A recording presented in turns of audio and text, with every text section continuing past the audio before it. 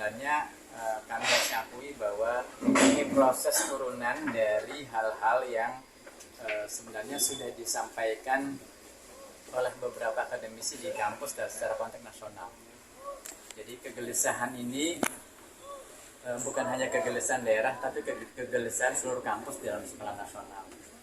Kita merasakan bahwa ada sesuatu yang tidak mengganjal dalam proses demokrasi sekarang.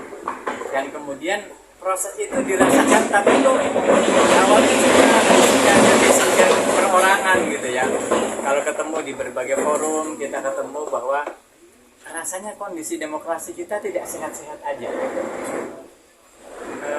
Dulu kita diskusinya merasakan kondisi dinasti di berbagai daerah gitu.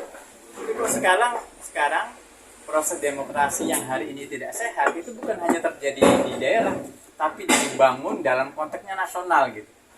Dan dalam konteks nasional itu seolah dilegitimasi oleh negara. Itu yang persoalan besar.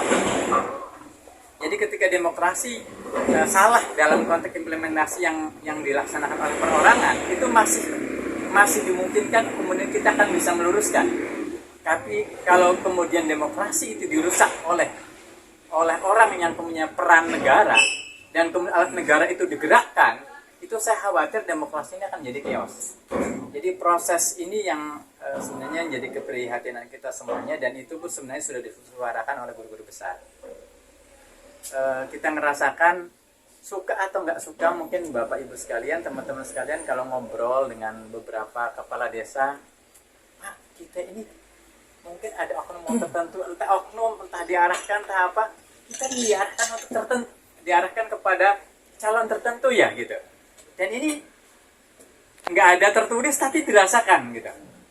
Dan ceritanya kayaknya kalau bicara cerita tuh dari satu orang ke beberapa kepala desa tuh selalu cerita begitu gitu. Nah, artinya ini ada yang nggak sehat. Kemudian demikian juga yang dirasakan oleh aparatur sipil ASN. Yang rasakan kami dipanggil oleh lembaga negara tertentu dan kemudian disuruh untuk milih tertentu gitu. Nah ini kan semakin tidak menyehatkan proses demokrasi kita.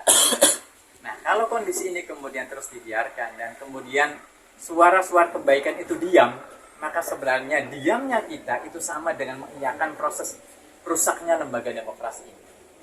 Dan itu persoalan besar. Makanya kami sama akademisi, sama kemudian teman-teman mahasiswa ingin mengucapkan bismillah bahwa kita harus mengawasi, kita harus mengontrol.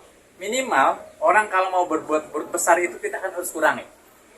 Minimal kalau terjadi hal-hal yang buruk, bakal kita bagian bukan orang yang kemudian membiarkan proses buruk itu terus terjadi. Pilpres ini siapa yang terpilih itu boleh siapapun boleh jadi presiden. Yang penting prosesnya benar, proses pencalonan benar. Tidak ada intervensi yang begitu besar dari berbagai aparatur sipil negara dan berbagai lembaga negara. Kita harus memastikan TNI Polri netral, benar-benar netral. Nggak ada arahan ke kepala desa, tidak ada arahan kepada ASN untuk mengarahkan kepada calon tertentu, dan tidak ada mengarahkan kepada siapapun yang hari ini berada dalam perangkat negara untuk menggerakkan kepada paslon tertentu. Itu yang paling penting. Persoalan siapa yang menang itu persoalan yang lain. Ini proses demokrasi yang harus kita hargai.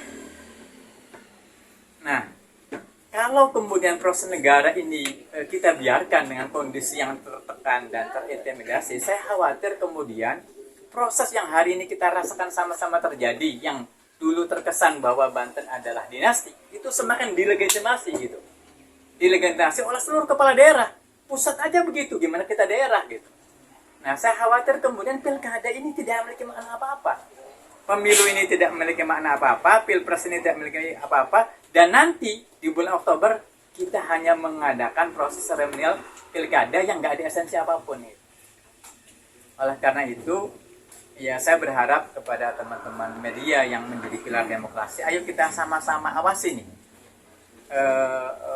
gerakan siapapun ya. Kami pun mohon diawasi. Penyelenggara mohon sama-sama diawasi. TNI Polri pun yang dulu kita anggap begitu netral pun mohon sama-sama diawasi. Gerakan kepala desa, ASN, kemudian siapapun pihak-pihak yang kemudian mencoba mengintervensi suara hati nurani rakyat, itu kita pastikan jangan sampai itu terjadi lagi. Dan kalau proses demokrasi ini berjalan dengan normal, mudah-mudahan nanti hasilnya pun insya Allah akan diterima oleh berbagai pihak.